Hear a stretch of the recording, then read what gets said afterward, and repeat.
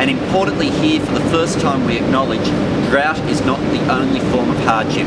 Particularly here in Western Australia, many farmers are experiencing very real levels of hardship which have nothing to do with any climatic conditions at all, but have much more to do with the terms of trade.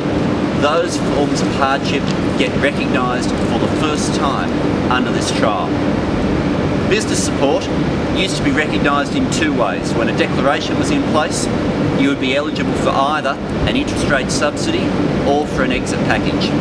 The interest rate subsidy ultimately became, for many farmers, a payment to the banks rather than a payment to them, and the interest rate subsidy carried the challenge that many farmers who didn't have high levels of debt because they'd made some very tough decisions during good times were ineligible for any form of support.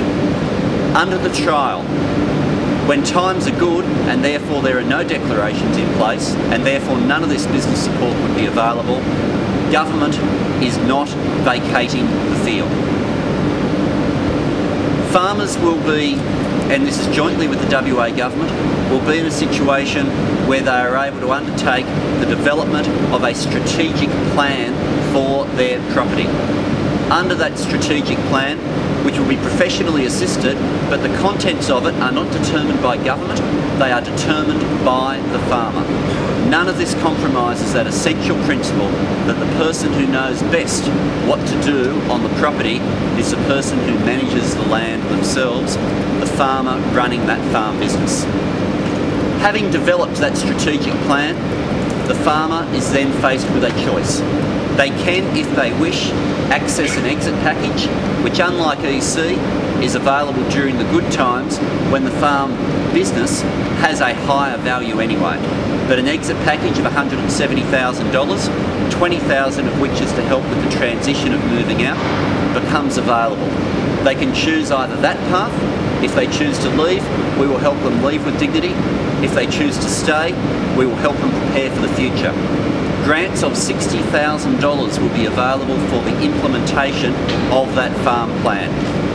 $20,000 of that $60,000 will be for land care work on the property.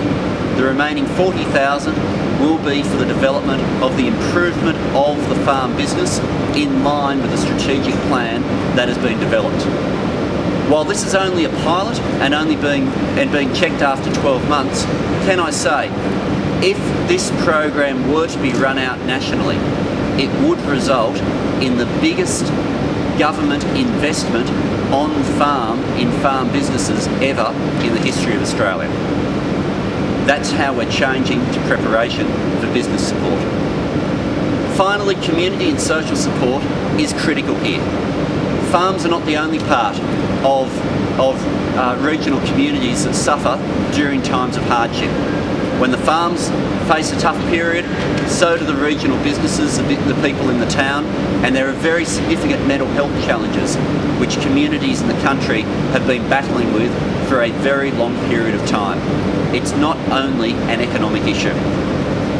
For that reason, we're making sure under this proposal that we have a significant expansion of the counselling services and the mental health services that are available during regional communities. We have some specific initiatives which are available to improve new ways of providing mental health support for young people. We also have extra resources so that the government counselling services don't only go to those family members in the greatest level of crisis, but allow a whole of family counselling service to be developed. We also have a program called Beyond Farming, where farmers who are battling with the decision as to whether or not they might choose to leave the property are put in contact with farmers who had previously made that decision, to be able to have that conversation over the fence, farmer to farmer, and to contemplate whether or not they want to make that decision to move to a life beyond farming. These people have traditionally been some of the people at the greatest risk of deeply serious consequences with mental health issues, and we want to make sure that we provide support in new ways. Finally, in terms of providing levels of support for the town itself, traditionally, over the last few years, we've tried to do this through providing an interest rate subsidy for some small businesses within the town. I have to say the take-up rate of this has been very poor and it has not been particularly successful. For that reason, we're instead going to trial a system of grants where local government is able to apply for grants to be able to build the resilience of their community, for local representatives to be able to come up with a local solution to build community resilience. Can I say, finally, that we are very much grateful at a Commonwealth level for the cooperation of the WA government in this.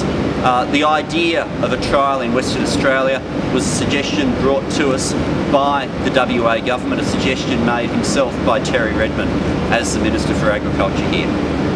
It provides us with a chance to try something very new in a limited scale to try to work out how best to roll something out nationally.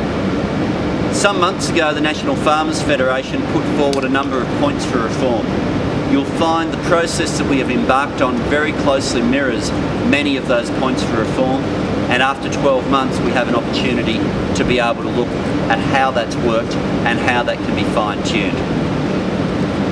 The people who produce the food for this nation play an important role on the world stage in terms of food security and play a critical role in terms of making sure that we deliver for regional economies throughout Australia.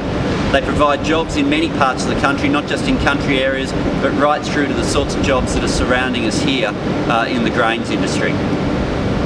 Can I say that our intention is really simple in these reforms. If we prepare for the future, we will be better positioned for the future. We'll be better positioned for regional jobs, we'll be better positioned for regional communities, and some of those communities that have faced some very different social and personal challenges over many years will have a level of preparation during the good times when government in the past has vacated the field.